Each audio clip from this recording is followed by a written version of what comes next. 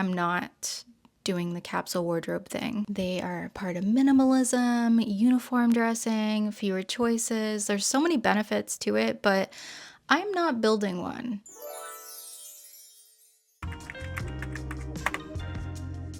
I have had clothes in my closet that I genuinely love but haven't worn in 2 years. And it's common to just get rid of whatever doesn't fit you, but I disagree. I pulled back those clothes that had been put away for 2 years and was able to wear them. And recently I've gained weight. I'm very glad to have kept the larger clothes. Yes, some of it needed to get thrown away or decluttered, but I kept quite a bit of it and haven't really needed to go shopping. Basically what I did was I split the clothes between my skinny clothes and my overweight clothes. I even had some of my mom's unworn clothes, and since we were more or less only a couple of sizes apart and tended to fluctuate in weight as well, I basically had lots of things to choose from. I held on to bras of different sizes because bras are expensive to repurchase, and if they're still good, then I just keep them. I talked about this a little bit in my last declutter. I didn't push to get rid of everything. I pushed to get rid of things that I knew I wouldn't wear even if I became that size again. A couple of weeks before you think you're going to be doing your switchover, I recommend to just comb through your wardrobe as it is today and pull out things that you know you'll never wear that you can declutter, donate, or throw out if they're extra worn in. It's way easier to be honest with yourself when you're only looking at a quarter of your wardrobe at a time, as opposed to looking through every single darn thing, because it becomes so overwhelming that way. And as time goes on, you will dwindle down your closet slowly. This is how I work at decluttering my apartment, decluttering my beauty products as well, just one spot at a time, or like one portion at a time. Portion out your decluttering sessions, because otherwise you will get burnt out and just not want to do it anymore.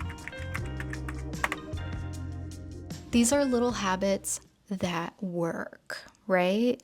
I love to use drawer dividers. Seriously, I talked about this in my last video. Folding everything vertically also just in general helps you see everything better. You have a bird's eye view of everything that is in your drawer. No and ifs or buts. You can immediately tell when something is not there. I don't always declutter. I just start by putting on something I know that is going to make me feel better, or something I know that I feel good while I'm wearing it. The night before you need to go out and do something, pick out your clothes to the sock and underwear. I'm not even kidding. I love to pick out my full outfit a night before and check the weather. I don't feel like crap in the morning when I roll out of bed. I try on a bunch of things and they don't fit right. No. Pick your outfit the night before. Pick the underwear and the socks, the nylons, the whatever you need to go with it the night before. And when you get into a routine of thinking, what am I going to wear tomorrow? You start to get a real handle on the clothes you gravitate towards the most as well. You're going to establish default favorites and a style identity. Everything I've said earlier, I've got my go-to tops, my go-to bottoms. There are certain fits and necklines and colors that I know work best with me. And yeah, like I said, I don't declutter everything that doesn't fit right this second. I, instead of starting over, wear them until they're worn out, and then slowly my pieces start to match the look I want to achieve over time. Everything takes time. Curation is not an overnight thing. So I mentioned this in my first declutter. I was telling you guys that I was moving towards trousers, dresses, and less leggings and jeans because they're not that comfortable and they don't really look put together per se. In my last declutter, I also mentioned finding a pair of ribbed leggings, which I'm wearing right now, and I love them so much. I've worn the hell out of them since I found them in that last video. So these seasonal declutters have just been monumental for me.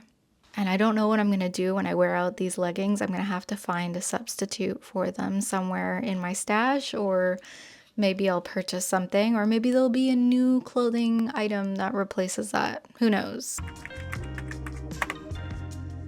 It is a slower and more forgiving way to have a minimalist wardrobe without actually feeling limited or like you need to throw everything out and start all over again, which is super wasteful and non-sustainable. Let me know in the comments below how your wardrobe has evolved over the last 5 years.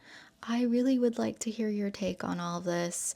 Now that I'm in my late 30s, I'm definitely streamlining my wardrobe and just my possessions in general and not giving in to hyper consumerism. And I find that it's just been a really great way to get to know my preferences. It eliminates all of that decision fatigue and just constantly having to fuss with wanting and shopping for new stuff. I look forward to seeing you in my next video. See you next time. Bye.